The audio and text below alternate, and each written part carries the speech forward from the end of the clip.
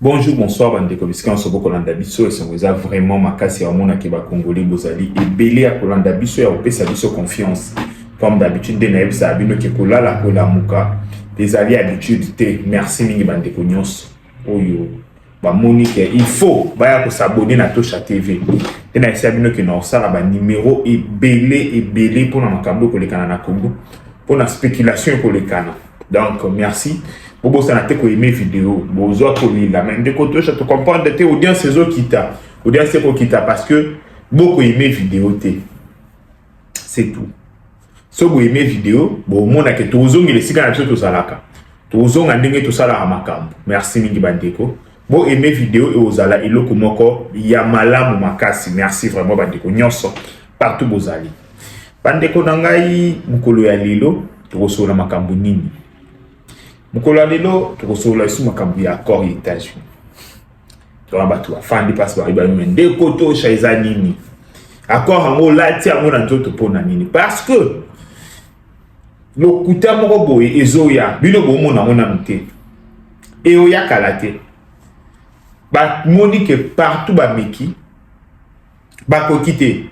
Maintenant quand adverse ba jouer décision, résolution oyo Babé sa réputation à président de la République. En disant quoi? Le président de la République a été Kimboka. Et là, on va endosser la yangoana. Partout, on va dire kaka Chilombo a été Kimboka. Félix a été Kimboka. Félix a été Kimboka. Tellement qu'il y a quand ta mingi na mitu ya ba Congolais va demander de quoi la vérité. Et quand il vient au pays misusu na kasi na biswa, batu ba on encore quoi vérité. Yango na salaki ba numéro et belé ba oba na chaîne FC ba que ces derniers temps je ne fais que parler de ces accords là. Ba accord entre les États-Unis d'Amérique na RDC, ba accord économique, sécurité. Ba accord wane lo binini. Na expliquer ki bino ba oba yebi numéro bien té, ba zonga pena na première partie, deuxième ou eza troisième partie. Lelo na koza la plus accès na ikambotali sécurité. Parce que na ba accord Oboko yoka kaka, accord. Tozali pe na volet sécurité. Volet sécurité la kisi nini. La kisi que Congo na biso bandeko. Eza pays munene. Eza pays à 2 345 000 km². Kasi na 2 345 000 km². Na kobe na malheureusement tozana ba frontière terrestre na ba pays nyonso tozana ba voisins. Il y a miné bien sûr la maritime pays de quoi ba Congo Brazzaville mais toza mingi na ba frontière terrestre na Angola toza na frontière terrestre frontière ya mabele OK le Angola ko décider attaquer biso ko tipe na mabele attaquer biso na Zambie na Ndola toza na frontière terrestre vers Katanga kuna bandeko na Tanzanie toza na frontière na Burundi toza na frontière terrestre na Rwanda kutu ubwenge maele mabe yende penake libabe ye pena libabe o Congo azwa ye wana libabe ubwenge maele mabe toza na frontière terrestre na Uganda toza isu na frontière terrestre frontière o ki bakoti ko lamuka mbo matin bakoti pe ba attaquer na Centrafrique toza isu na frontière terrestre na Soudan toza na frontière terrestre bandeko na éviter so bozo comprendre gravité à l'icamp. Mais évitez, ce pour comprendre gravité à l'ICAP. Donc, ce qui veut dire que notre pays est exposé à l'attaque dans tous les 9 pays voisins. Qu'est-ce qui se passe? Ayant un grand pays comme le Congo, avec 9 voisins hostiles, Bandeko, tant qu'on a 9 voisins hostiles, ça veut dire que tous nos voisins vont envier au Yamouké Tozana Yango. Et ayant des voisins hostiles avec 2 345 000 km², la meilleure façon ya kobangisa ba voisin wana il faut za na armée moko dissuasif. Armée moko yake voisin yebi na koki nanga ko attaquer mais représailles nini na kozwa.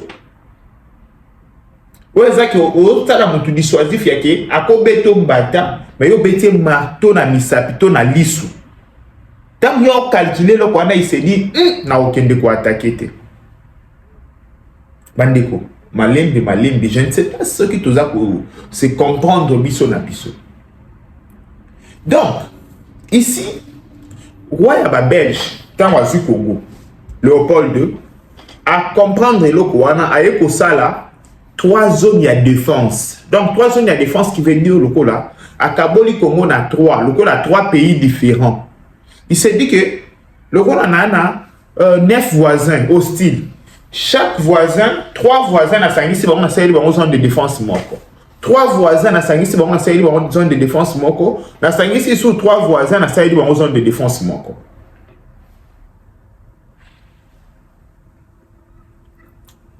Tout le monde a qui va camp militaire le quoi ya ba kamina. Et bandeko depuis ce temps-là, ezalaki et bo ba belge basalaka pour na besoin ya moment wana. Minduki ba belge basombaka ba base militaire ba belge batongaka yango po na siècle o bango bazalaki. Tu vois se comprendre, non? Et qu'est-ce qui se passe? Lelo ba base wana nyonso ekomi obsolète. Lelo minduki wana nyonso ekomi archaïque. Lelo bako beta missile moko na base militaire congolais ko percer. Parce que système de défense, il y a base wana ezalaki adapté na besoin ya moment wana. Lelo tokomi na ba missile hypersonique, tokomi na ba drone de combat. Mais non, quel système aérien adapté, un système anti-missile ezana ba base wana pour na protéger ba base militaire na biso. Et malheureusement le Congo a sali évolution te na domaine wana. Yango moni to tikali vulnérable. Nzambi mutoko bate la Congo. Ce qui lelo Angola lobi attaqué Congo toza passoire. Ubwenge kaka o ya mupandi ya muke à tout moment za ko attaquer za passoire. Pona nini? Ba tout bongisa makité au lieu et place to évoluer na temps. Biso to se contenter na o ba belge batikaki. Bandeko nangai. Lelo ba base militaire asike kotongama partout. Mais na Congo kende na kamina okokuta kaka bâtiment oyo belge atikaki. Kende na effort na kananga okokuta kaka bâtiment oyo batikaki. Tandis que besoin ya armée évoluer. Ba komi ko sele la minduki ya 5e génération. Mais c'est fort probable au kende na kamina okuta minduki ba belge batikaki.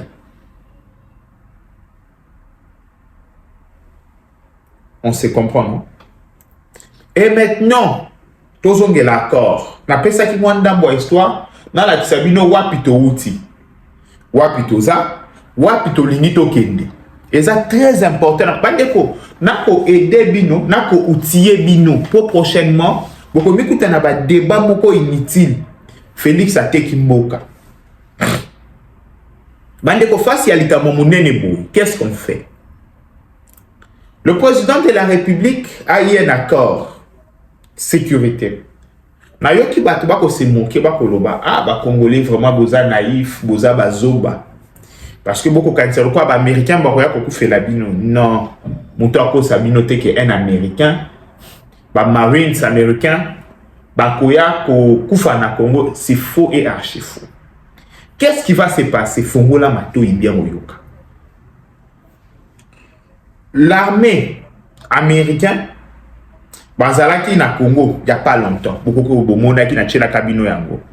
Na yesa kibino état-major na biso ya mbaki ba américain. Ba américain ba yaki kotala o ba osala état de besoin et armée congolaise. Ba yeba effectif na biso eza combien? Ba yeba type nini ya minduki il nous faut. Capacité na biso ya formation et ce qui wapi par rapport ya ba enjeu de l'heure. Renseignement na militaire na biso ezala ba trop côté nini. basala o babengaka examen général ya armée na biso. Comme ça bayeba qui signifie il faut bapesa biso. Bandeko, qu'est-ce qui va se passer dans l'accord? Bientôt, quand la date à l'élo, tous allez le 20 février, dans 10 jours maximum ou dans un mois, bon, on a un autre accord qui sera signé. Et cette fois-là, et vous allez noir sur blanc, bakolobela, formation à militaire na biso. Na ba camp militaire adapté, na ba camp de formation adapté, bien équipé na ba matériel américain.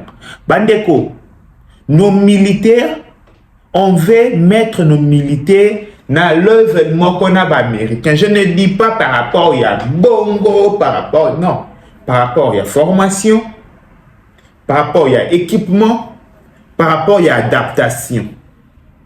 Donc, on aura des camps militaires, on aura des camps de formation de base militaire congolais dans la norme américaine. Ça ne coûte rien, Bandeko. Ça ne coûte rien. Toi, la main-d'œuvre locale, qu'est-ce qui manque? Quand on m'a belé, quand on a un sac, quand on a le quadrillage, quand on a une tente, ou militaire, fan de la base militaire, il y en a au moins cher. La formation tenue, il y en a au moins cher. Donc, c'est ça la volonté. Même ration militaire na biso approvisionnement nango, les Américains vont nous aider, mais comment vous vous approvisionnez sur le terrain? Comment vous faites? Par militaire américain, par exemple, mbala nini. Ok, par militaire congolais, baliaka madesu. Comment tu vas approvisionner par militaire congolais na madesu? Ok, tu n'as pas de détails. Chaque nabissé à la cabo. Ok, puis c'est peut-être de passer par commande d'aba artisanaux et dans la compagnie, mon compagnie on a transformé en haut, te contrôler en haut et y est couteau. Renseignement na biso comment tu vas traiter en haut. Les Américains vont nous aider. Discipline militaire surtout. Un militaire ne peut pas se promener dans la ville. Na armement lourd. Ceux qui sont allés en pleine mission T. Wana nyo sur ko taper na armée na biso. Bon mon na biso su bakunzile l'été na mundu qui na kati aveni et sili un militaire mundu qui atika na base militaire. Un militaire a se promener na mundu qui na balabala té sans mission. Un militaire a protégé un musicien tel le zomo na hérité watana ba otambola na ba militaire na sima. Ozomo na un musicien otambola na ba militaire na sima. Ezalaka te na monde. Bande ko naza na problème na ba spiritualité. Ezalaka te na monde, ça se fait que chez nous. Et makamwana ezosila. Mais bon bande ko tout ça vous a convaincu makasi bondenge nini parce que je sais de quoi je parle. Makamwana ezosila. Na sérieux oyo to uti kocha. Après 60 ans d'indépendance, première fois to cha sérieux na makambo tali armée na biso ya moyo. C'est pourquoi vous verrez que bandeko ba ubwenge maeli mabe. Ata ba eko senga intégration na ba armée ba ko fanda te parce que ba yebi que armée longwe o ya ba clochard, armée zo koma ya ba militaire. Parce qu'on a tout mis en œuvre. Si vous bandeko, il y a une question. Na makambo yo on te expliquer bien. Nande to za ki nakala. Nande to linga to koma. To teki mboka to pe to luki évolution ya mboka. Tala mu pharisée. Tuna le roi Jean-Baptiste tuna et Jésus tuna ba pharisée OK. Jean-Baptiste nani atinda kiye. Ba pharisée ba ke mpanzi ba tunani. Pe. So to lobi ke nzambi, ye pa ko loba ke nzambi. Mais so to lobi Jean-Baptiste ba to ba obeta biso. Tuna ba pharisée au bongo, place aux ali. Tuna ba pharisée. Yebisa pharisée OK. Na situation nyonso ndeko to shautu ko yebisa biso. Na explication nyonso a pe ici. Si ça s'avère vrai et c'est vrai, bon monde a gopé. Ateki to a sauvé. Bandeko. Mon pharisé a osé ma réponse. Na biboy. Mon pharisé a osé ma réponse. Parce que baza bato baza animé o ya liboso ba animé ya motema mabe. Deuxième catégorie ba o memama na sentiment ba yebi de quoi il parle te. Ba bato oyo il faut ko expliquer bango na kimia nyonso nde na osala. Yango wana bato maele bo condamner ngate boloba mwana ngo oza ko s'attarder na likambuka moko parce que il y a des gens il faut ko expliquer 22 fois pour à comprendre. Yango moni ils sont facilement manipulés. Partout, c'est comme ça. Ils sont facilement manipulés. Tu vois quelqu'un qui vient qui te dit Félix Antoine Tshisekedi a Tekinbook. Na parti nini a habité. Comment a-t-il habité? Nini? Parce que X Olivier Sokina n'a pas dit que Félix a Tekinbook donc a Teki. C'est tout. Source naïe, base naïe, c'est basé parce que Olivier a le baki, parce que Christian a le baki, parce que Sokina a le baki. Et c'est déplorable. Le message est qu'on s'est propagé.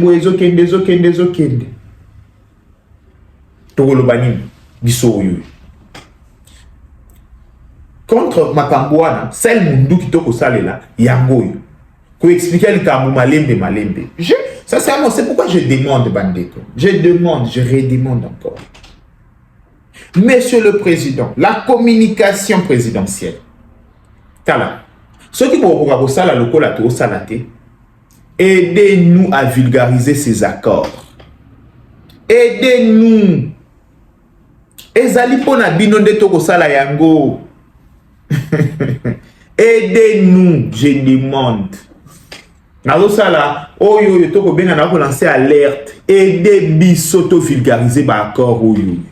Ce sont des bons accords pour na pays na biso. Mettez le moyen. Les Rwandais ont mis des moyens conséquents pour combattre l'accord.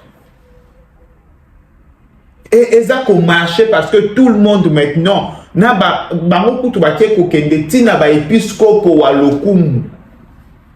Rwandais ont recruté même les épiscopes au Walokum pour bambisa l'accord. Mais bino bokangi maboko, boko c'est la bonne foi na biso. Na megabyte mawa, gigabyte mawa, na moitié ya mawa. Na souffrance nyonso, mbongo kauki. Matin, midi, soir, oza ko vulgariser accord. Oza ko expliquer. Mais yana batou, bazako lia, bako met la champagne, président, ça va, vous voyez, hein? Les petits a bien parlé, hein? Ah! Au lieu et place de mettre de moyens conséquents. Au lieu et place de soutenir. Donc, dire en sorte que, bien sûr, notre population est mûre. Mais bon, qu'il faut expliquer en profondeur pour na azala lokola, boucle, ya souka. Donc, ça, comment bouclier moko boyake, ate bandiba personne, ya kanga loba. Non, ces accords sont bons. Non. Non. Bafandi, baobeta kara. Baoze la soki. Le couteau est eu place nyonso. Comme ça, on va dire, mais si vous défendez, mais retard.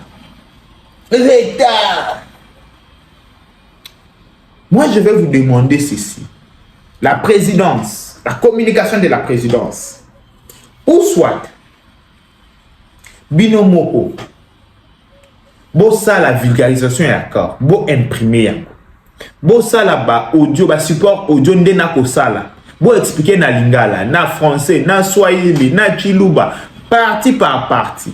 Bon tindika yango, bon kaba yango, parce que eza eloko moko ya qui a bien pour na pays na biso. Ce qui boko quitter, bon pesa biso kasi ba moyen, biso to sala yango. Na place bo fan da kimia, eza ko arranger biso te. Na place bo fan da kimia, eza ko arranger te. Biso déjà to sala. Mais ce qui moyen ezali beaucoup de pesa biso pe ba moyen to kende to sala yango lisusu makasi koleka.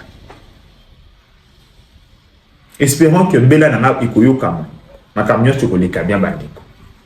Na si vous comprendre sur quelle base na niveau de sécurité to kozala. Donc ba point minene ya okanga na accord oyo ezali que sur le plan sécurité to revoir ba base militaire na biso. To ko équiper yango na ba système adapté. Ba système anti-missile ba système nyonso ya ba radar ya ko détecter ba américain ba ko teke la biso to ko former ba militaire na biso.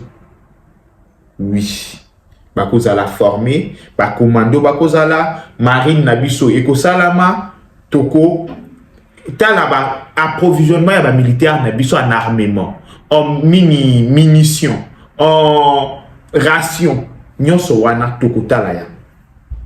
C'est ça, volet sécuritaire. Moutako saote que marines américains ko ya ko kufa ko na Uvira to na Goma. Non.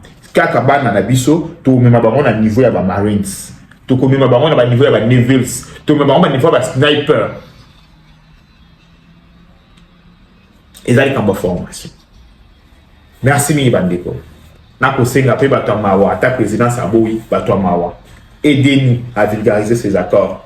Et vous allez le malam. Bye bye. Ciao. Bonjour à tous, bandeko. Oyo nyonso bazali na posa ya pour faire passer ba message na bango. Ba publicité na bango to pe ba promotion ya ba produit na bango. Adresse moko na Tosha TV. Bokoki ko contacter biso pour na publicité na bino nyonso. Na numéro na biso sur WhatsApp. To pe bokoki ko komela biso na adresse mail na biso. Bobanga te bandeko. To ko proposer bino ba campagne ya ba prix nyonso. Tozali na campagne ya une semaine. Tozali na campagne ya un mois. Tozali pe na campagne ya jour moko. Tokoki ko poster au jour moko na ba canal na biso nyonso. Kobanga lisusu tozali na business na yo kobanga te koloba te que ezali mukie moyen na sala promotion ezali te. To pe nazali na mbongo ebele te moyen ko sala promotion ezali te. Non, avec Tosha TV to faciliter bino tellement tâche que contacter biso na numéro na biso pour na produit na nyonso tokoki pe sa yo plan ya marketing ya kitoko na promotion ya kitoko. Kozelisa lisusu te sala publicité na ona Tosha TV.